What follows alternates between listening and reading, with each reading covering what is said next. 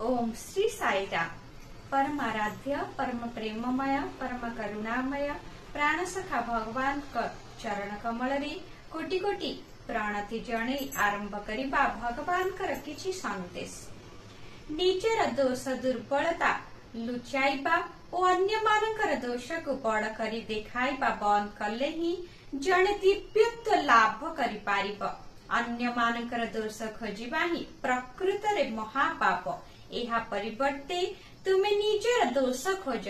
तुमर क्षुद्रतम दोष को मस्त बड़ भूल बोली विचारी ताहा सुधारिबा को चेष्टा कर। जेते बड़ हेले भी अन्य मानकर दोष को उपेक्षा कर।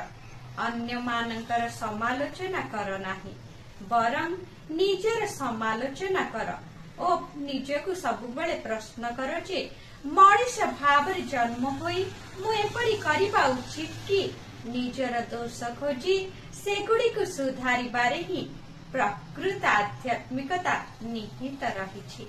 शुभ सकाळ, आपणकर दिनटी मंगलमय हो। जय साईराम।